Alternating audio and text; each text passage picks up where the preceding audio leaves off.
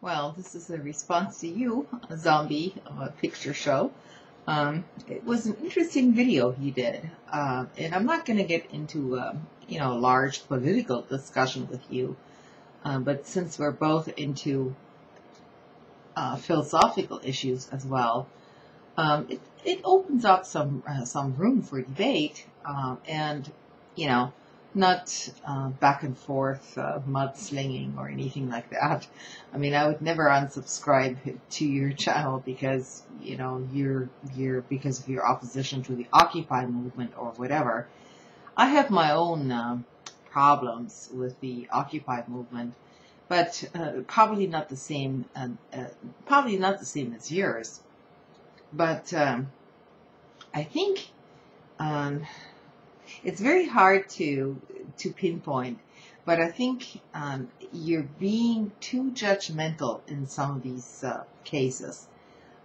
For one thing, some of these protesters were completely peaceful.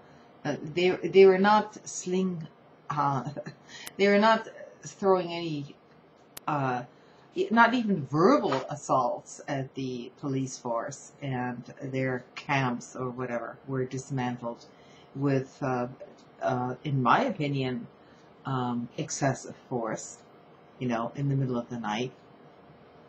And we now find ourselves in a situation where, there is no public space to hold your protest, because any public space is regarded as disturbing the peace for somebody else. So that is that's part of the problem. Now, you have to probably look at the individual protests around cities and encampments or whatever. I think some of these complaints are very legitimate. The examples you cited are sort of dicey, but you have to look at the background and delve perhaps a little bit more into it, in terms of personal responsibility, as you said, and what that actually entails, because obviously we're talking about very young people here, and many of them, simply don't have the notion of responsibility whatsoever. On the other hand, a society can never be judged unless you judge it as a whole. In other words, how do you treat its weakest members, or let's say people who just are, making the wrong decisions consistently? So how do you deal with that? Well, you've studied philosophy and all that, and so I'm assuming Plato's Republic and all of that. So this is where this dichotomy came into being between the general public at large and the the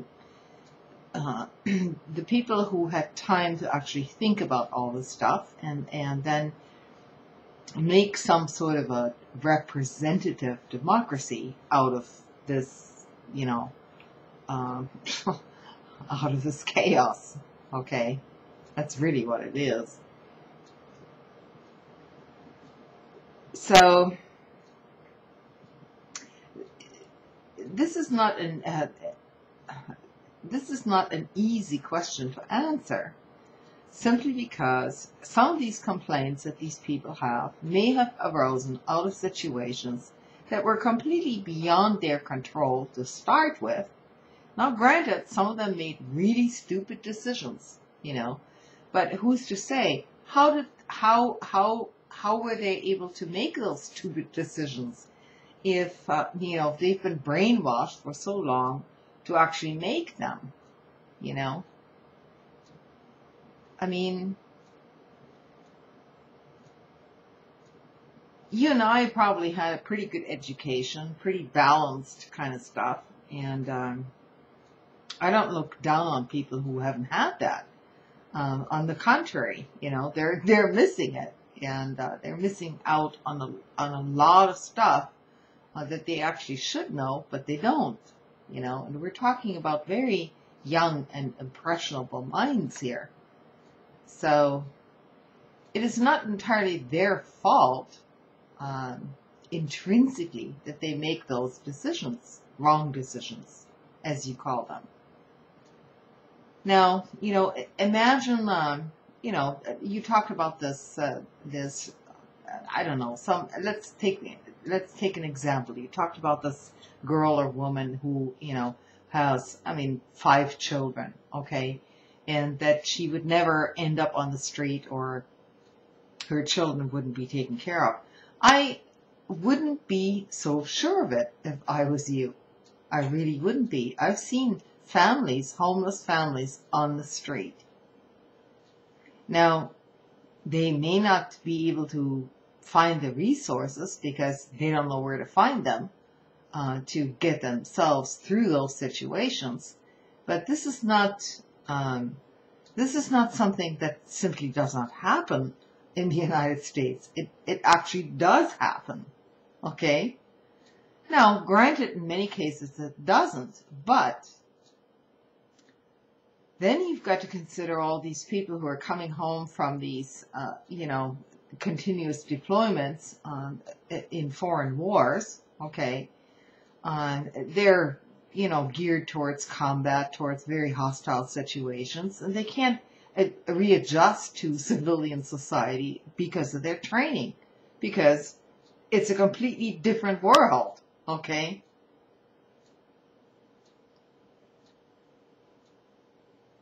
Then you've got people, old people, sick people, who simply who've run out of money, and I see lots of them on the street, homeless people, and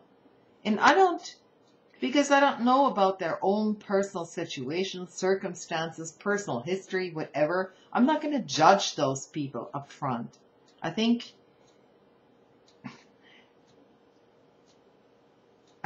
that's the wrong approach.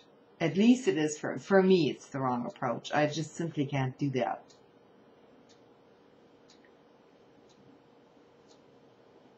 Now, imagine yourself, or probably you can't, imagine yourself growing up, in some hick town in the South, with hardly any education whatsoever. And then, you've got this Christian background, fundamentalist background, which tells you that no, you can't, birth control is out of the question.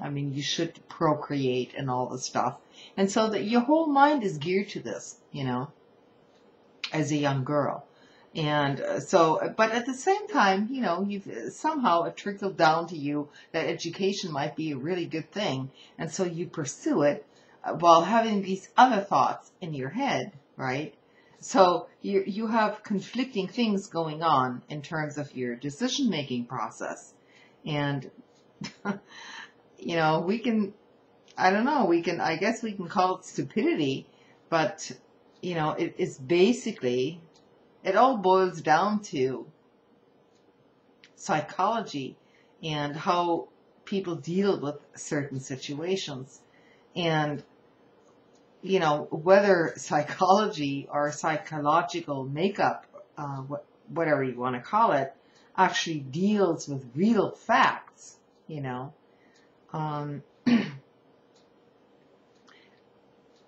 throughout history, human history, you can see that it actually has not. So it becomes a much larger question, exactly the kind of questions you've been asking about for a long time, because there is, on the one hand,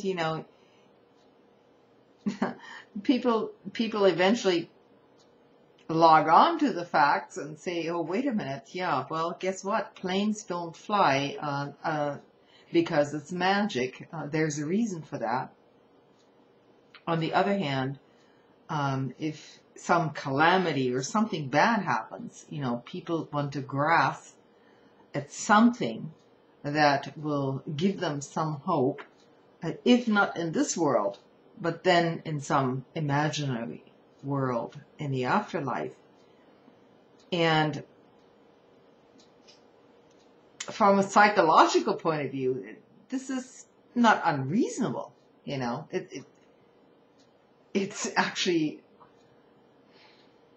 I mean, I don't even know how to describe this, but it's a sort of psychological defense mechanism against something that you possibly have no control over whatsoever. You know, there are examples that you cited which were, you know, you don't know these people's backgrounds. You really don't. And so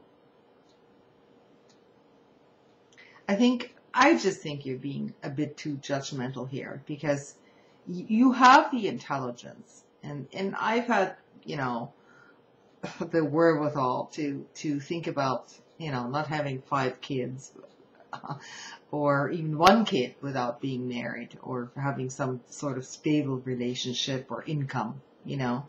But this is really not true for the rest of the world, basically. I mean, this rationality is it's rare, okay? And that's what we're dealing with. And so you can't just shove everybody else aside and say, look, everybody else is stupid. They don't know what they're doing. And this is all about personal responsibility. When in fact, you know, many people are brainwashed that it is their personal responsibility to take out those home loans in order to, you know, grow your family, in order to make a good living, you know, and all the associated propaganda that goes along with that. I mean, you've lived in Japan. You know how the social structure is different from ours, but you know that people are not going to. They have a better social safety system than we do here in the United States, and it's different, but it works to a large degree. And for at least 30 years, you know, beyond World War II, that same kind of system worked in Western Europe. You know, you build a basic social safety system for people who fall through the cracks, who make the wrong decisions for whatever reason. Because you don't want millions of homeless on the street, and you don't want to have some fucking revolution or complete chaos. You know, that was part of that whole development. You know. And you can't blame, you know, the people who have no intelligence and who are just from the get-go didn't have the environmental, I call it, you know, associations with other people and so on, support, in order to even make up their minds about anything. I mean, that's not a good thing, you know. Probably a lot of that shit is completely beyond their control. And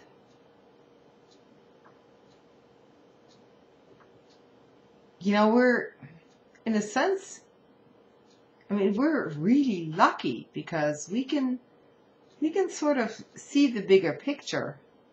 But I don't think we should be too judgmental of those who fall through the cracks. You know, many of those students that you mentioned with those $75,000 loans, well, guess what happened during their school years? They were counseled by their academic advisors to go for it, that they would have those high-paying jobs after that education. And as young, impressionable people, this is the advice they followed. You know, when you're 21 years old, you don't think about your retirement at the age of 65. I mean, I certainly didn't. You live life, you know, to the fullest. And it only kind of dawns on you a bit later as you age that, wait a minute, this may not work out. You know, it happens in every society. And different societies deal with this in other ways, you know. You've got societies where the elders are basically, you know, held in high esteem. Here they're trashed, basically. And then you've got societies which are mutually supportive, you know, generation-wise. Basically, there was a necessity sociologically to have big families so that in the end, somebody would support you when you get old. But all of this got changed through, especially in the Western world, you know, through technological advances, the Industrial Revolution, and so on. So these problems are not, this is not even about Occupy Wall Street. It's about changes throughout society. And so, no, you know, I'm not going to get into political arguments with you, because I know that you see the larger issues. And I know that you're very hard, a very hard thinker about all these things.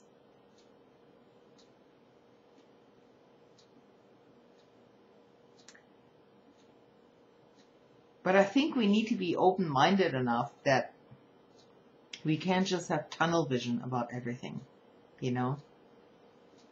I mean, it's my own personal opinion is that basically the human species will eventually become very small and perhaps to the point of extinction. That'll take, you know, I don't know how many years. Not 100. It'll take much more than that. So I don't have extremist views about any of this. It's just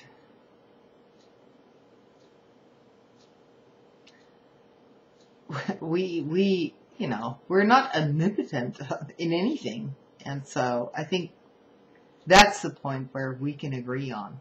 And I just don't see the point in stepping on other people, no matter how much irresponsible they are, okay? Unless they pose a real danger to society or to me or to my family, you know.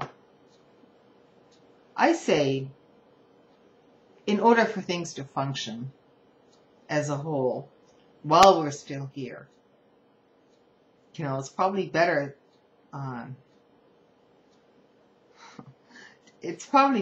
to have a system in which these people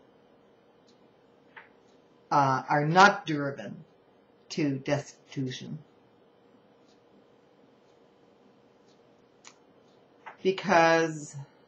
Simply because eventually that kind of thing leads to violence, basically. And I'm against violence unless it is a last resort. Because then it'll just, you know, the whole thing will just start over again. It'll be retribution and, you know, vengeance and all this stuff. I mean, you can see this stuff all throughout history, human history. And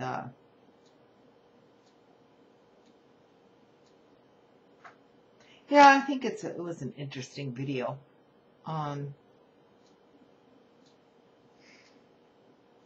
I just wanted to tell you that, some of the complaints that these occupiers have are very legitimate.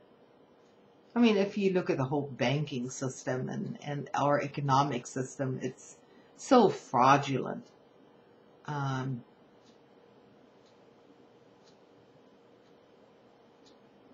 there will never be a perfect system. But it's just, this one has just gone completely over the top now. And something needs to be done about it.